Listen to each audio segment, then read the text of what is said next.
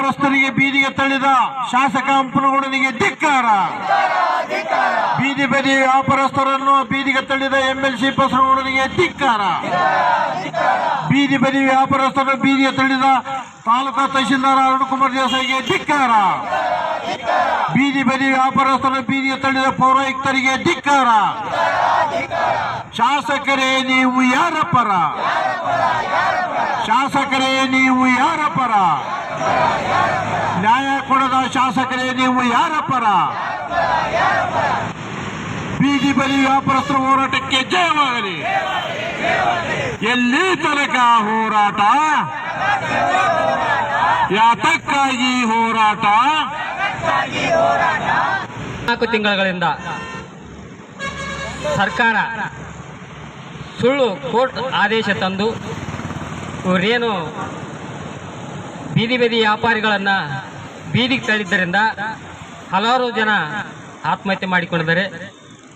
ಇವತ್ತು ಪೌರಾಯುಕ್ತರು, ತಾಲೂಕಾ ದಂಡಾಧಿಕಾರಿಗಳು ಹಾಗೂ ತೋಟಗಾರಿಕೆ ಇಲಾಖೆಯವರು ಇವರೆಲ್ಲರೂ ಸೇರಿಕೊಂಡು ಬೀದಿ ಬದಿ ವ್ಯಾಪಾರಿಗಳ ಮೇಲೆ ಗದಾಪ್ರಹಾರ ಮಾಡ್ತಾರೆ. ಏನೋ ಅದು ಕೋರ್ಟ್ ಆದೇಶ ಇರೋದು ರೋಡಿನ ಮಧ್ಯಭಾಗದಿಂದ ಹಿಡಿದು 21 ಮೀಟರ್ ತೆಗಿಬೇಕಂತಿದೆ. ಆದರೆ ಆ ಬಿಲ್ಡಿಂಗ್ಗಳನ್ನು ತೆಗಿಲಾರ್ದೇ ಈ ಫುಟ್ಪಾತ್ ಮೇಲೆ ಸಣ್ಣ ಪುಟ್ಟ ವ್ಯಾಪಾರ ಮಾಡಿಕೊಂಡು ಬದುಕುವಂಥ ಬೀದಿ ಬದಿ ವ್ಯಾಪಾರಿಗಳ ಒಂದು ಡಬ್ಬೆ ಅಂಗಡಿಗಳನ್ನು ಕಿತ್ತಿ ಹಾಕಿ ಇವತ್ತು ಅವ್ರನ್ನ ಬೀದಿಗೆ ತಳ್ಳಿದ್ದರಿಂದ ಅವರು ಒಂದು ಹೊತ್ತಿಗೆ ಊಟಕ್ಕೂ ಗತಿ ಇಲ್ಲದಂಥ ಪರಿಸ್ಥಿತಿ ನಿರ್ಮಾಣ ಮಾಡಿದ್ದಾರೆ. ಇವತ್ತು ತೋಟಗಾರಿಕೆ ಇಲಾಖೆಯವರು ಈ ಜಾಗ ನಮ್ಮದು ಅಂತ ಹೇಳ್ತಾ ಇದ್ದಾರೆ. ನಾವು ಈಗಾಗಲೇ ನಮ್ಮ ಸಮಿತಿಯಿಂದ ನಿನ್ನ ಜಾಗ ಎಷ್ಟಿದೆ ಅದನ್ನು ಹದ್ದುಬಸ್ತು ಮಾಡಿಕೊಡಿ ಅಂತ ಕೊಟ್ಟಿದ್ದೀವಿ. ಅದಕ್ಕೆ ಉತ್ತರ ಕೊಟ್ಟಿಲ್ಲ ತೋಟಗಾರಿಕೆ ಇಲಾಖೆಯವರು.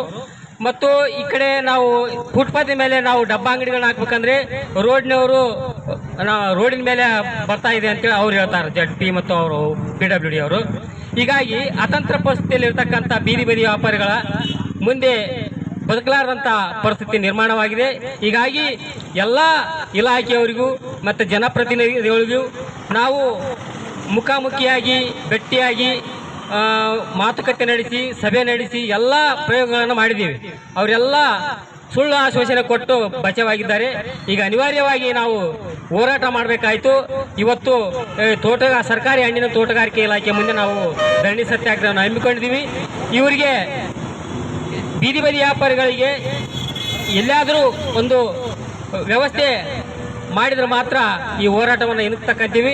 ಇಲ್ಲದಿದ್ದರೆ ನಿರಂತರವಾಗಿ ಧರಣಿ ನಡೀತಾ ಇದೆ ಅಂತೇಳಿ ಇವತ್ತು ನಾವು ಕರೆ ಕೊಡ್ತಾ ಇದ್ದೇವೆ. ಈಗ